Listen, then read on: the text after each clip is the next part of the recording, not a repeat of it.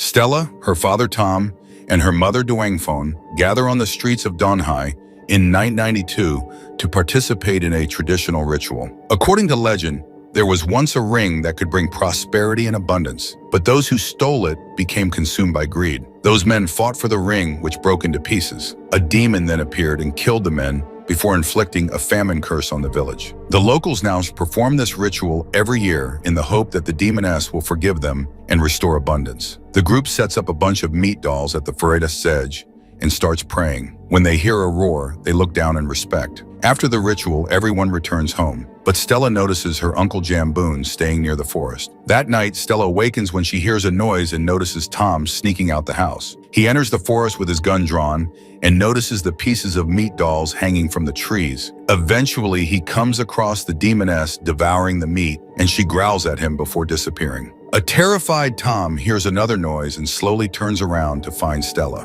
After Tom confirms that he came looking for the demoness in the ring, they hear another creepy noise and begin moving toward a bright light, but stop when they hear more roaring. Tom notices a shack nearby and orders Stella to hide there, giving her a radio and instructing her to call and say a specific code if anything happens to him. Then Tom approaches the light alone and discovers the mythical ring floating in the air. He activates his mysterious bracelet and the ring begins to descend. However, the demoness appears at the same time. The bracelet begins to fail and the ring appears again, glowing so brightly that it scares the demoness away. Suddenly, the ring emits a massive beam of light into the sky, which Jamboon sees from his house. Stella sees the light and rushes out to find Tom, but he's gone. She stares at the floating ring as the light fades away and something falls from a nearby tree. Stella is horrified when she discovers a dead body. As more human pieces fall around her, she rushes to the shack to hide and call for help. When a body falls through the shack's roof, a terrified Stella rushes out and starts running again, dodging the bodies without realizing they're falling from a mysterious light above. When she exits the forest, she discovers a car waiting. In Bangkok in 2023, Stella, who has recently divorced, is in charge of a museum's space exhibition. However, she is fired as a result of a mistake made by her boss. That night, Stella informs her daughter Valen that they will not be returning home because it was a work benefit, so she is looking for a place to stay overnight. Stella agrees to pay her mother a visit when she receives a call from Donghai informing her that she is sick. Her cousin Ithi pays for their plane tickets and picks them up at the airport. As they get closer to the village, Stella recalls the morning following the incident. Duangphone and Jamboon tried to tell Stella that Tom had abandoned them, but she insisted on seeing bodies fall and that her father had possibly been kidnapped. Jamboon scolded her, claiming she had dreamed everything. Stella is currently visiting Duangphone at the hospital. The old lady mentions Tom's code and tells Stella it's time to find her father. Stella, on the other hand, believes it is all part of the fever talk. Stella then visits her old house and discovers that Jamboon is so desperate to buy it that he offers far more than it is worth. Stella refuses and decides to stay here for the time being in order to be closer to her sick mother. She also notices that Jamboon's son, Kong, looks identical to the last time she saw him. Despite his advanced age, he appears younger than her. Later, Stella teaches Valen that they must always take care of themselves, which reminds her of how the kids in her village used to mock her for being half white. When the kids insulted her mother, Stella would fight back. The children fled when they noticed Kong watching them, confirming that he looked the same back then. Stella tried saying the code over the radio every day, but she never got a response. Stella tries the code on the radio again, but it does not work. Stella awakens in the middle of the night when she hears a voice on the radio. Tom, who believes he is speaking to Duangphone, says that if she has the bracelet, she must take it to specific coordinates. Stella begins writing everything down while attempting to speak with him, but it turns out to be a recording that quickly ends. Stella asks her mother about it the next morning. Duangphone explains that she's been in contact with Tom since Stella left for college, but only once per year. Tom stated that 1 year on Earth is equal to 1 minute in space-time where he is. He wanted Duangphone to use the bracelet to retrieve the ring and activate something called Taklee Genesis in the basement of an abandoned military base. Then she'd have to enter the coordinates to get him back. This confirms Stella's incident, and she promises to rescue her father. Stella and Ithi then ask Kong to steal Jamboon's bracelet, which matches Tom's. Kong initially refuses because he does not want to get in trouble, so Stella begins pointing out all of the mysteries in the village, including the fact that only Jamboon is permitted to enter the forest, and he has not aged. Kong, desperate for answers, agrees to help. That night, Kong waits until Jamboon is soundly asleep before taking the bracelet and the gun next to it. Then he, Ithi, and and Stella enter the forest, unaware that multiple circles of light have appeared in the area. While the trio is exploring the woods, Stella receives a call from Valen, who is waiting in the car. She thinks she saw someone nearby, but Stella says it was only a shadow. However, a woman can be seen waiting, and Valen attempts to hide. The group soon finds the floating ring, which is glowing as usual. Stella puts on the bracelet, and the ring immediately transforms into a sphere before beginning to descend. At that moment, the woman Valen had seen appears behind them and begins to glow, revealing her demonic form. When the sphere lands on Stella's hand, it produces a powerful shock wave that causes the creature to vanish. The trio then attempts to flee, only to encounter the demoness in her full monster form. Kong immediately shoots her, causing a flashback to a school shooting and his body falling from the sky. This causes him to collapse, so the others put the gun away and help him get into the car. The demoness tries to pursue them, but her wound causes her to move slowly. As the group drives away, they see Jambu arrive in his own car. Later, at the abandoned military base, the group breaks open the door and rushes to the basement, not noticing the strange energy at the door. When Kong turns on the power, they find a massive machine. Stella says the code into the radio before inserting the bracelet into the control board, which activates a small hologram that connects them to Tom. He is surprised to learn it has been 30 years for them and apologizes for disappearing. Tom explains that he is a CIA agent on a mission to return a device from the Taklee Genesis project. On the night of the incident, the device malfunctioned and transported him to an abandoned space station built by an advanced alien civilization. It's only been 30 minutes for him, but the station's oxygen and fuel supply is running low. He wants Stella to call the code for assistance, but she says no one has answered since the incident. She wants to use the device to find him, but he says it's not easy. The hologram abruptly transforms as Tom explains that Taklee Genesis is a project that the American military launched after discovering some alien technology. They tested it on military facilities around the world, with the goal of finding a way to travel faster than light. The alien technology was disassembled and rebuilt into the bracelet and sphere, which control the warp process. Stella puts on the bracelet and sends the sphere to join the hologram, while Tom explains that the sphere is made up of 5 rings. They manage gravity, communication, time, and galactic latitude and longitude. This means that the bracelet can be used to travel through time and space. Unfortunately, the gravity and time rings were broken and lost on the trip. If they want to bring Tom back, they must first find those rings and repair the device. The gravity ring is located in Banqiang 5,000 years before Christ, while the parts of the time ring are 200 years in the future. They can get there because even if the sphere is broken, it will always follow the missing parts, but they must stay on track until the device is repaired. The warping process will take everything within a 5-meter radius, so they must always find an empty space to travel in. The basement is large enough that the group can stand beneath the sphere, which Stella activates with the bracelet. The sphere glows, and they are transported back in time in a single second. Before seeing a few people approaching, the group notices parts of the ring floating above a group of tents. They initially believe they are seeing cavemen, but a closer look reveals that they are actually zombies. The group immediately begins running toward the tents, yelling for help, only to collide with a force field created by the ring. It is not until Stella passes through with the sphere that it opens up for the others, leaving the zombies outside. The natives regard the group as deities and immediately begin worshiping them. Ethi observes the state of the Banqiang tribe and speculates that because they are trapped inside the force field, they have almost no food left. Stella refuses to take the ring because it will remove these people's protection against zombies. But Ithi points out that they already know this tribe will become extinct, and they are not allowed to change history. While Velen shares her soda with a boy named Morden, Ithi wows the locals with his phone. Kong suddenly grabs the bracelet in the sphere, activating the floating ring. After a series of bright lights and sparks, the force field dissipates and the ring reintegrates into the sphere. Kang is still in control of the sphere, and he won't be able to hold it for long, so they must leave quickly. At that point, the zombies attack and a battle ensues, with both sides losing people by the second.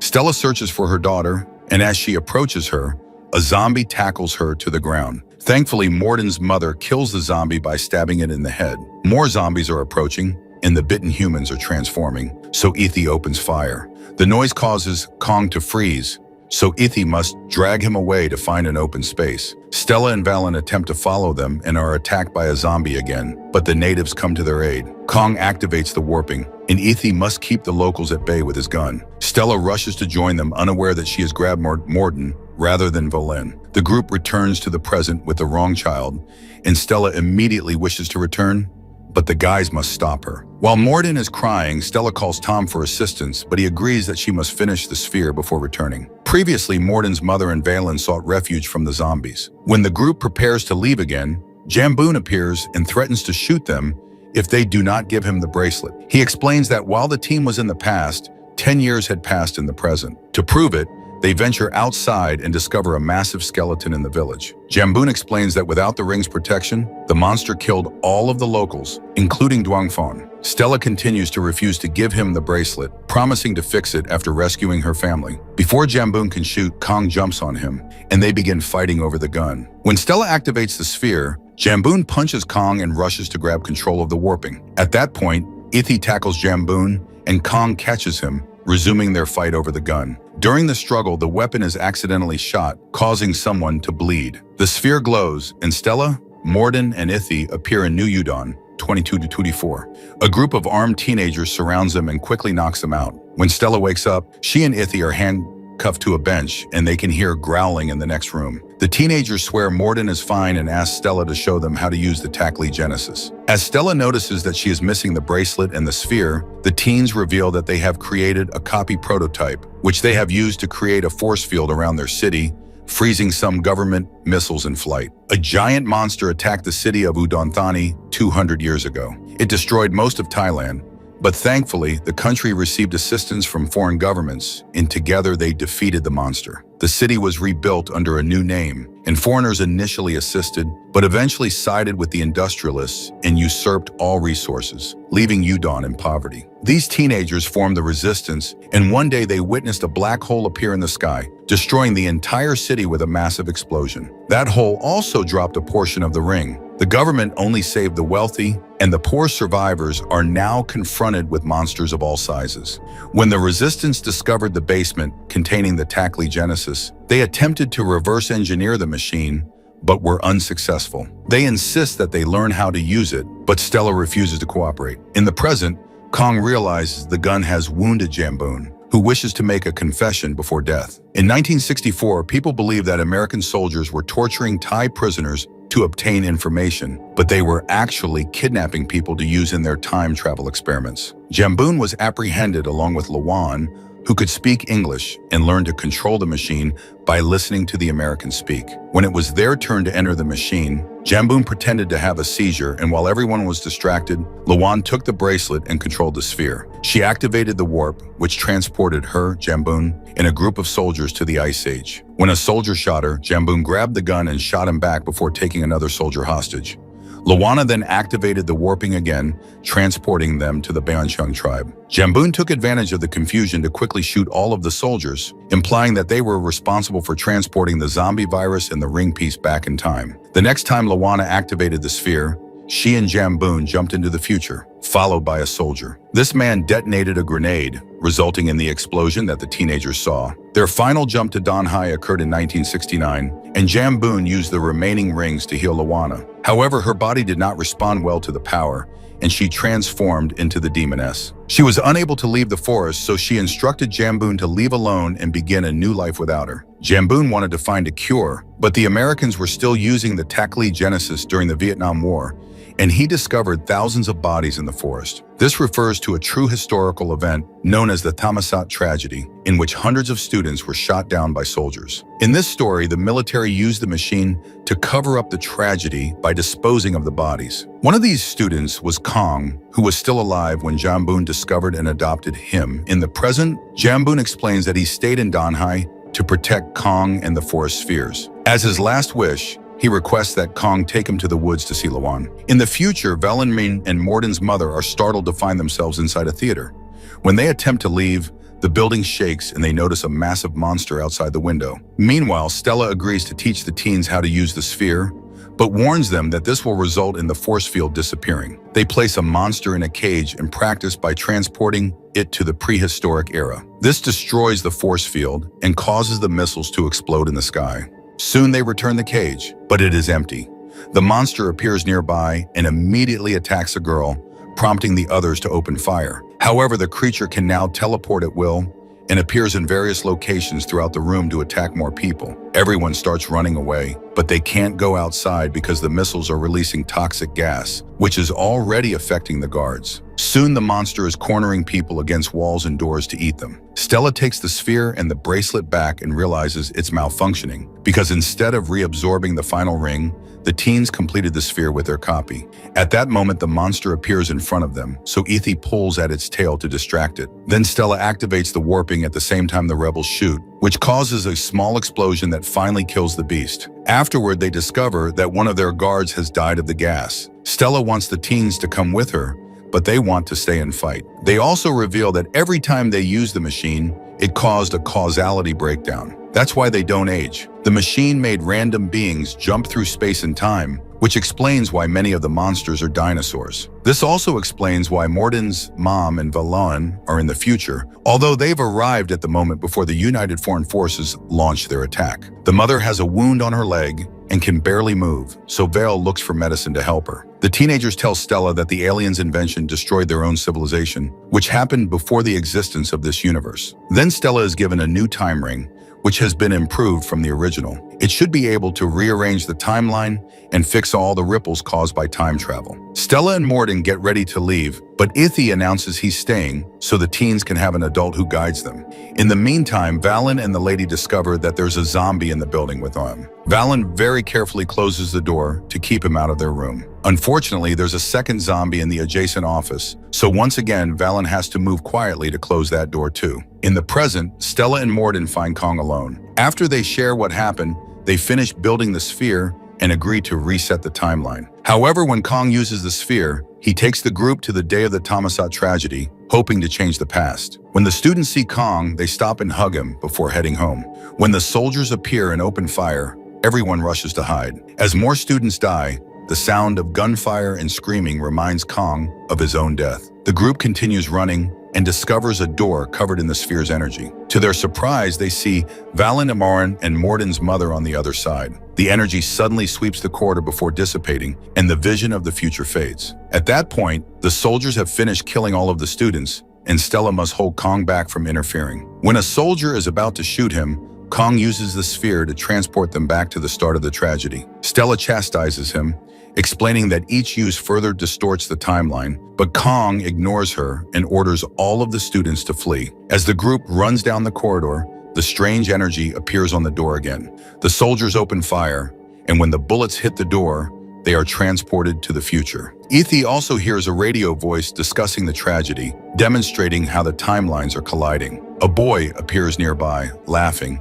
and the group in the past can also hear him. At that moment, the government ships open fire in the future, and the bullets travel back in time, bringing down the soldiers and destroying everything in the corridor. Ethy takes a missile launcher and shoots down one of the ships, which appears in the past. The ship hovers for a few seconds before colliding with the black hole and causing an explosion. In the end, many students and soldiers die. Kong finally accepts that he cannot change the past and gives Stella the bracelet, stating that he will remain where he has always belonged.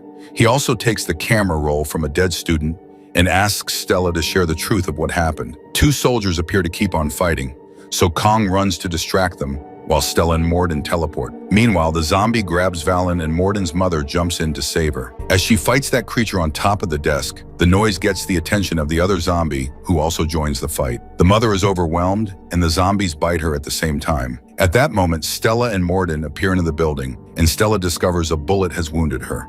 She calls for Valen and the girl runs to her, but when Morden calls for his mom, he discovers she's become a zombie. He cries as he realizes he must leave with Stella, who activates the sphere again to leave with the kids right before the missiles strike the city. In the present, the trio appears in the military facility and all the rings come apart. Stella is too weak to move, so she gives the bracelet to the kids to finish the job. Suddenly, the door opens and the demoness appears. Morden rushes to grab a metal bar to distract her while Valen uses the machine to call Tom, who tells her what buttons to press. As the machine restarts, the rings come back together to reform the sphere. It starts glowing and so does the demoness, screeching in pain as her body disintegrates. A huge amount of energy appears on top of the facility, slowly fixing the timeline. Stella closes her eyes as a bright explosion of light sweeps over the area. When she opens them, she finds herself in front of a tree, her mother's voice reminding her that as long as there is love, everything matters. Tom's voice adds a different perspective. Everything in the universe has a beginning and an end, so nothing really matters. When Stella finally decides what kind of Genesis she wants, another bright explosion occurs, and Jamboon's spirit reunites with Lawan's before the reset begins. Stella wakes up at her mother's house with Valen, who assures her it wasn't a dream. Then she goes to see Duangfeng at the hospital and apologizes for not saving Tom, but Duangfeng claims she saw him in a dream last night. She soon recovers, and the entire family lives in the old house, including Morden, who has been adopted. When Stella is alone, she reveals that she still has the sphere and wonders if she can reunite with Ithi. All right, that's a wrap for today. If you enjoyed the video, hit like. It really helps the channel. Leave a comment with your thoughts and don't forget to subscribe and turn on notifications so you never miss an update. Thanks for watching and see you next time.